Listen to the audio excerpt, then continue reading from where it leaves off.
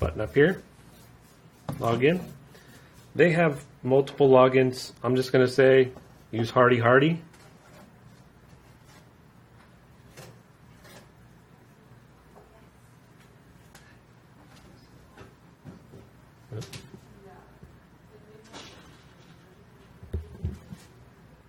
Be patient with the keyboard.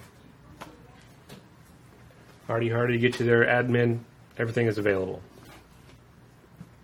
Start to love your home screen. If you see a screen like this, there's an invisible button here. If you see a screen like this, that just means you push that button, they all close. First things first, this next button here is like your settings button. First thing, select your recipe. Pick one. Recipe number 1, select it, and we're going to edit it. Set your target weight. I got a couple items here, about 60 grams, something like that. You're going to want to use the target weight that they're going to want to read, period. I think they're doing 45 pounds. I'm going to go 55 here. The 45 pounds and 55 is going to mess up the cut. The target weight, I believe you guys are going to be weighing about 45 pounds. I'm going to use 55 for my test because I'm using a different weight. But the target weight is important because everything else is going to be set around that. Your UPMs, units per minute, how many they're going to be running. I think you guys are going to be running about 20. Product length, I believe they're somewhere around 2 feet, 24 inches. Your belt speed, it's going to be dependent on their drives. For this test, I'm going to do about 20% here. You can run it up to 100%. And we're just going to move across the bottom here. So next button's parameter main. How many decimal points you want? I'm going to use 1. Graduations, 1s, 10s, 5s, you know how that works. Waver saver, commonly 3.5 hertz. Number of averages, commonly 10. It's really dependent, but those should get you there pretty close. I'm going to leave my units to grams, but you'll want to change them to probably to pounds or whatever unit of measure they're using. I'm going to go back to grams here. Check zero mode and auto zero mode.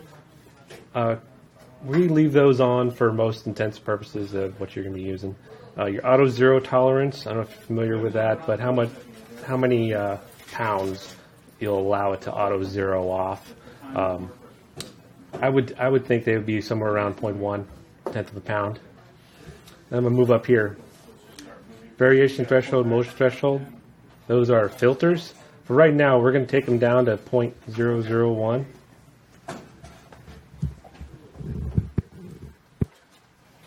And that's going to be just like our baseline. We're going to come back to those. Zero tolerance, how much they are allowed to zero off. Let's say it's a pound. Motion tolerance, how much until it's in motion, say 2. And like I said, we're going to keep moving across here. The zones. Like I said, I believe you guys are going to be about 45. For me, I'm going to go 55. I suggest setting up all the zones. 55 to 60 is what I'm going to be using. 45 to 50. Like I said, I suggest setting up all the zones so the unit doesn't try to reject or count in 2 separate zones.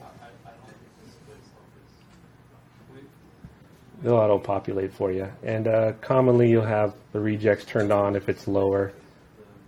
Let's see if we'll go back. So as you can see, low fail below 45, low pass 45 up to 55, pass 55 to 60, high pass. So it all makes sense in 5 zones. Rejects on or off. These high fail stops, unless you wanted to stop when a weight hits a high fail or something like that, make sure they're off. Trigger settings. Your check delay. Are you familiar with that? How long it takes after the trigger before it starts actually taking weight measurements. I believe you're running fairly slow, so it might be about 2 seconds. For me, I'm actually going to take it down to 1 second. Check time, how long you're going to be weighing it. For you, it might be half a second. I'm going to do about 200 milliseconds. check hold, how long it's displayed on the screen. I would suggest probably around 0.3 of a second. Check mode. They're going to be using Photo Eye. You don't necessarily have to, but Photo Eyes will catch the bags that are empty. So let's go to the one Photo Eye mode. Check override. We're just going to leave that at 100% for you and me. Tamper threshold here, 1. The explanations of these are all in the parameter help, page 1 and 2. But for the most part, we're just going to leave those two to 100% and 1. Reject delay. So it's important that the reject delay is longer than the sum of these 3 times.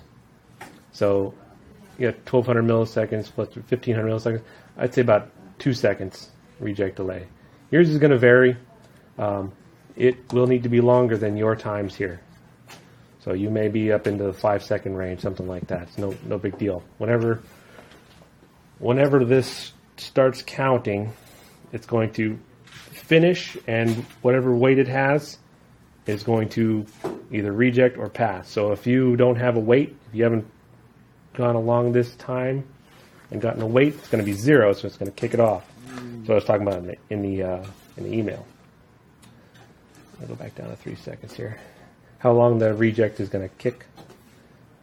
2 seconds. Dynamic offset, that's their tare. And okay, so your dynamic offset is going to be your tare weight. We'll take a weight reading and come back to that. The high threshold is when you actually say, hey, I have a product on the scale. That's going to be probably in your case, maybe 30 pounds. It's up to you, totally application dependent. Low threshold, this is going to be a number pretty low, usually somewhere around like maybe 1/10 of a pound for you. It's going to actually start zeroing below that. It's going to start zeroing the check weight. So that's also application dependent. 0.1 to 1 pounds would be a very typical setting for that.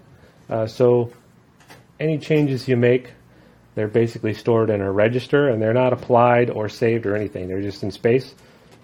When we hit apply, you have a choice to save it to the recipe or run the recipe and not save it. Typically, you will save and run, but if you're running a product at that time and you just want to change your recipe, just save it. Okay, so let's go over to calibration. After setting all those settings, you'll get very used to these 2 buttons up here. Calibration, C2 cal. It'll give you the status word and everything right here, and even mentions manual page 121. This one calibrates fairly fast. Yours may take a little bit longer. Once we're calibrated down to 0, we're going to go back to our recipe. We're going to select it. Make sure we got the same one selected. We're going to go back to editing it. We're going to move across the parameters again. Remember I said we're going to come back to variation and motion threshold? Okay, so we're going to start the belts. And we're going to check the noise that we have on the belts. I had weight on it. Let me calibrate one more time. Okay. Select it. Probably cut that part out. Probably near the end of all your videos there's going to be a screw up like that, and just cut the last like 5 seconds off. Yeah. Filming? Yeah, I can cut that out too. Okay. So back to variation motion threshold. So now we're going to want to start the belts and see what kind of noise we have. We're going to watch our live weight. Yours may not move very much. Since you're going to be weighing pounds and 1/10 of a pound, at that point you can actually take the decimal points and increase the number of decimal points and see what noise you're really getting. We're moving pretty fast because we're measuring in grams here, but you can see from the negative to the positive number, we're getting about 3 grams. So the variation threshold, as it says in the manual, about 1.5 times that. So 4.5 grams is what you would set it to. or 4.5. It depends on your amount of variation, but it's 1.5 times that amount of variation on your live weight while you're running. The motion threshold will be 1/3 of that amount. So that was about 3 grams, so we're just going to go 1. Save and run. You should see the noise come down to a pretty considerably lower number, min to max. We got about 2 grams, something like that. Grams are pretty tough. So now that everything is saved to there, see if there's anything else. Our dynamic offset. So I would stop our belts, and let's say we have a bag that weighs 1 pound. I don't really know. Put the weight on there. Let's say it's, well, I'll do a little bit more weight on there. 29 grams. That's our bag. That's our tare. You just enter 29 in there. Once again, save and run. Next up, after everything's saved and run there, the diagnostic screen. It's the 3rd button over. This is where you're going to see all the weight readings and triggers going up and down. So we want to start our belts and run something across. And you'll see everything trigger. Your weight reading's going up and down because my fingers are touching the scale. You want to watch the weights that are coming through a little bit bigger. About 33 grams. If I stop the belt, one of these is 29. 31.8. 32, that's probably the 33 gram going across. And you'll see the counts accumulate here. If you ever have any issues not counting, stop and restart the belts. There's a reset involved in that process. Speed changes. They'll require a timing change, and we didn't actually go over a timing change. Let's back up and do a timing change here. Back to diagnostics. There's your check delay and check time. If your times are just way off, you're moving too fast, too slow,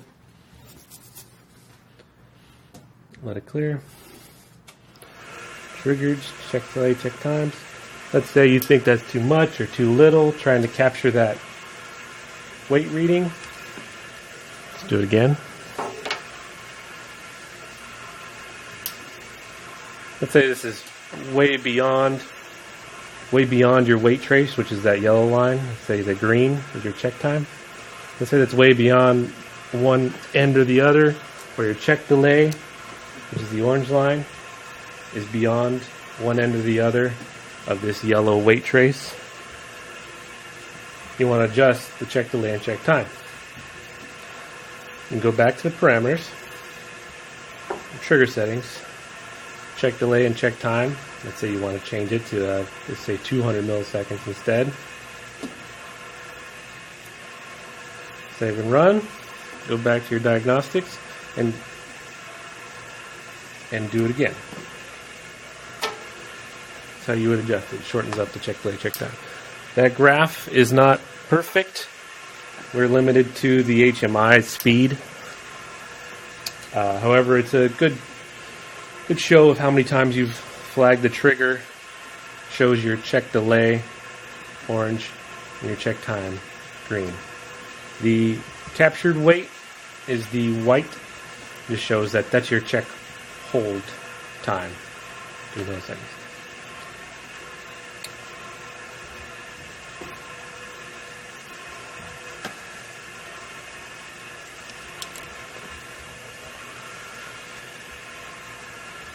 I'm getting a bunch of low fails.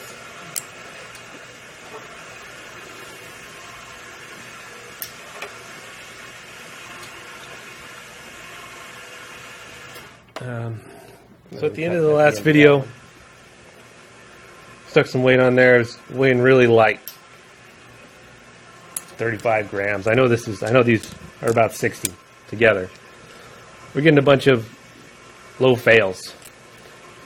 What I noticed is I did a tear amount that was reducing the weight down below acceptable level here. So I came back, selected the product,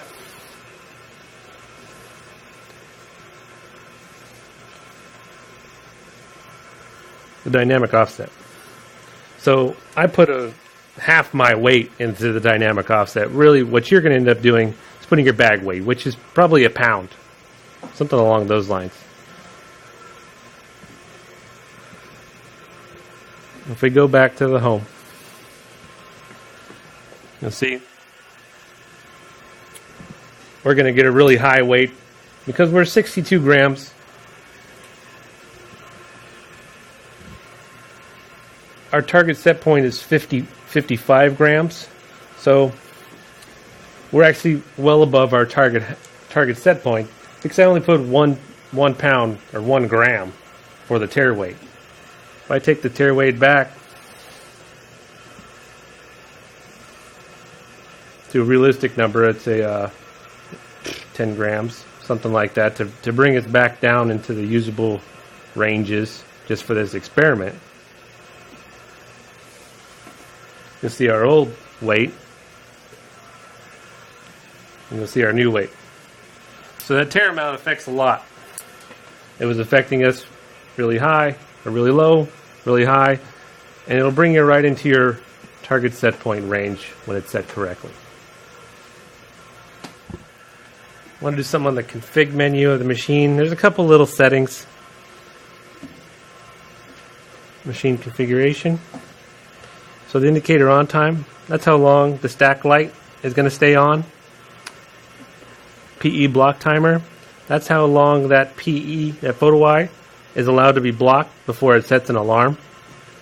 And all alarms can be reset and closed.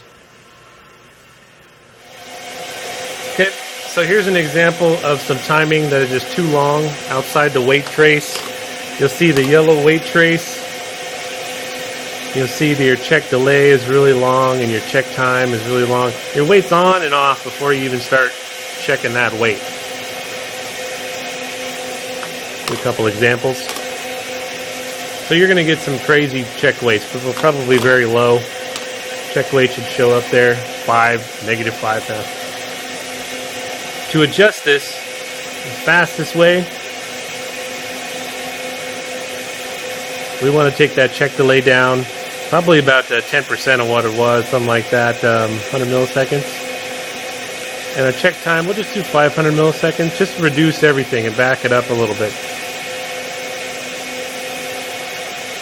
And those two, apply edits, you can go back.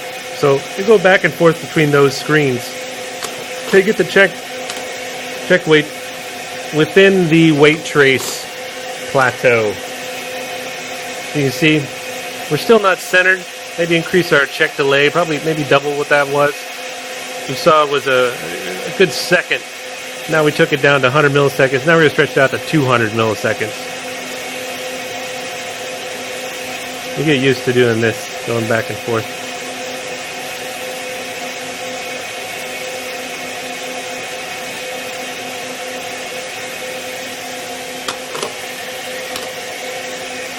You can see it's a little bit better, but that's actually about perfect. The weight trace comes up, our check delay ends, we start timing right when the weight is fairly stable, we stop timing before it drops off.